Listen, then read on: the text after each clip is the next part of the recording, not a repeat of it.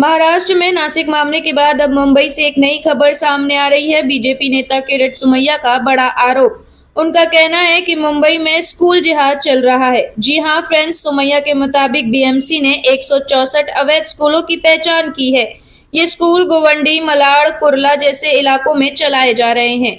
उन्होंने आरोप लगाया है कि ये सभी स्कूल बिना किसी अधिकारित अनुमति के चलाए जा रहे हैं। साथ ही उन्होंने जमीन माफिया और बीएमसी के भीतर चल रहे भ्रष्टाचार का भी मुद्दा उठाया। फ्रेंड्स, सोमैया का कहना है कि कुछ जमीनों का गलत इस्तेमाल किया गया है और समय के साथ नियमों की अनदेखी भी हुई है। उन्होंने भरोसा दिलाया है कि शिक्षा विभाग की जांच के बाद इन अवैध स्कूलों के खिलाफ जल्द ही कार्रवाई की जाएगी। आइए सुनते हैं।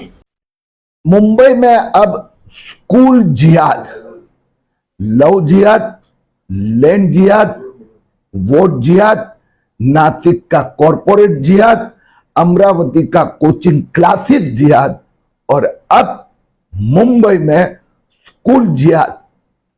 मुंबई महापालिका ने 164 अनधिकृत स्कूल की सूची प्रसिद्ध की। उसमें से 100 स्कूलें ये सिर्फ 3 क्षेत्र में 3 वार्ड में है। 65 स्कूल गोवंडी में है, 25 ये मालौनी में और 12 कुर्ला में है। 164 में 152 स्कूलें ये मुस्लिम माफिया की है। मैंने स्वयं वहां का दौरा किया है, सरकारी जमीन हत्या ली, अनेक जगह पर हिंदू मंदिरों को जमीनें हत्या ली और वहां पर 2 माले की 4 माले के मकान बना दिए। सब अनधिकृत कभी भी गिर सकते हैं। आज मैंने गोवंडी, देवनार, मानकोट, शिवाजी नगर क्षेत्र के 1 डजन स्कूलों का दौरा किया।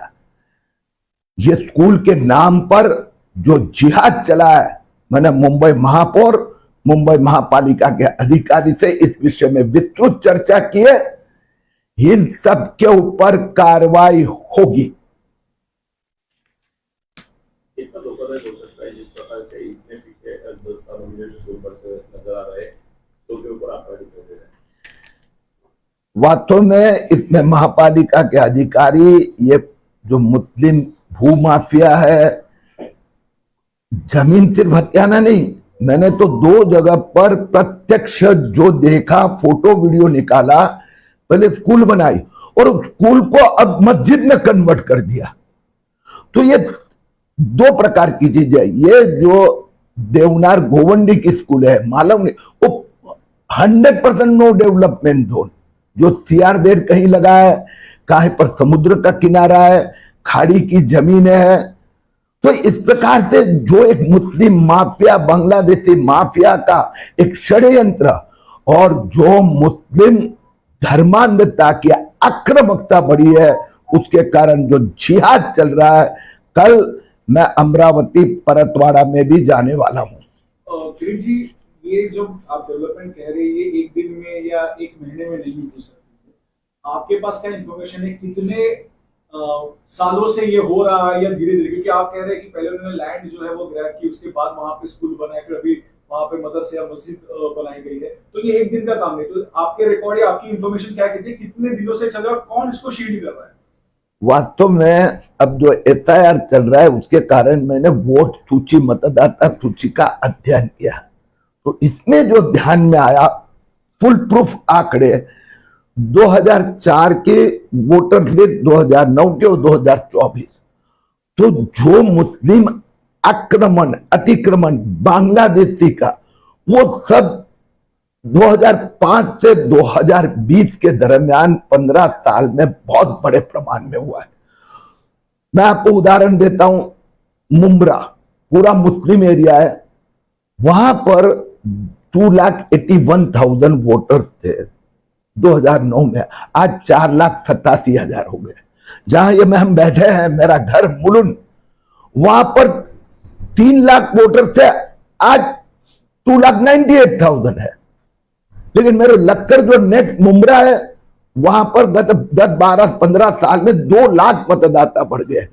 तो ये जो धर्मांधता, आक्रामकता, मुस्लिम माफिया, जिहाद, ये गए 15 साल 20 साल की देन है। कौन इसको शील कर रहा है? 15-20 साल के अगर देन है। मैं मुंबई की बात करूं तो आज हम जो स्कूल जिहाद के नाम पर जो जमीनें हत्याई गई है, तो उसमें यह कह सकता हूं गत 30 साल से मुंबई महापालिका में अनाप शनाप भ्रष्टाचार, माफियाओं का राज, और उसके कारण इस प्रकार से no development zone, forest zone, CRZ, इसमें इस प्रकार से हजारों लाखों बांग्लादेशियों को बसाया जाता है और जिहाद के नाम पर लैंड जिहाद बड़े प्रमाण में हो रहा है। तो ये आपका प्राइमरी कहना है कि स्कूल जिहाद से पहले ये लैंड पहले एक्वायर की गई थी और धीरे धीरे करके अब ये इंस्टीट्यूशन खड़े हो रहे हैं।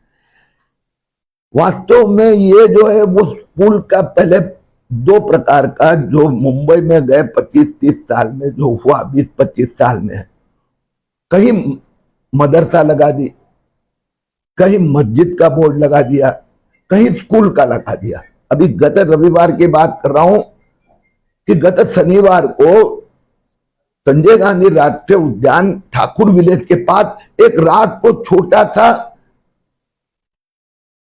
मदार बना दी और दूसरे दिन आके हरे झंडे लगा दिए। वो तुरंत फॉरेस्ट ने निकाल दिया।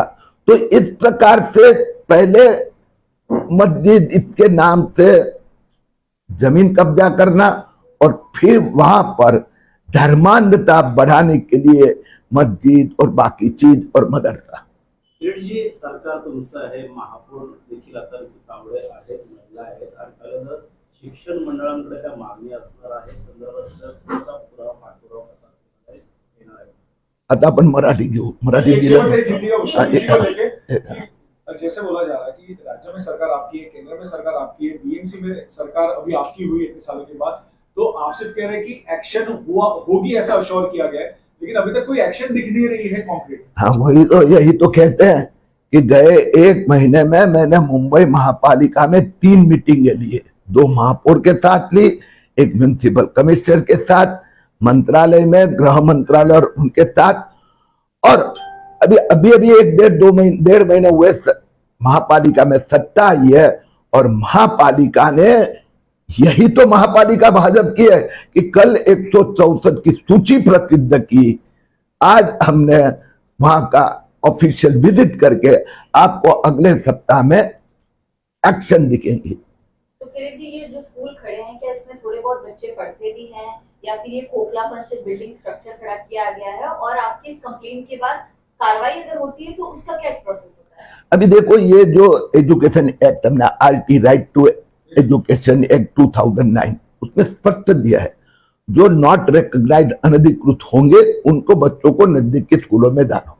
अब पूरे मुंबई में 1.5 करोड़ से ज्यादा पॉपुलेशन है, हजारों स्कूल है, इसमें इलीगल ओनली 164 और सिर्फ मुस्लिम क्षेत्र, और उसके मालिक सब मुस्लिम माफिया, कोई रजिस्टर्ड ट्रस्ट नहीं है, कोई उनका ऑडिट नहीं होता है, प्योरली लैंड ग्रेबिंग इसके पीछे और जिहाद इसके पीछे हेतु है। तो बच्चों को पढ़ाना, ये तो नौटंकी 2, 5, 10 बच्चे आते जाते होंगे, यहां बच्चे पढ़ ही नहीं सकते। आपने देखा ना, 4 माले का कच्चा मकान खड़ा कर दिया, कभी गिरेगा तो 5-50 बच्चों की हत्या हो जाएगी। और इसके लिए मैंने महापौर को बहुत स्पष्ट शब्द में कहा है कि ये तुरंत 1 सप्ताह में कार्रवाई होनी चाहिए, नहीं तो किरीट तुम्हें महापालिका के सामने जाके खड़ा रहेगा।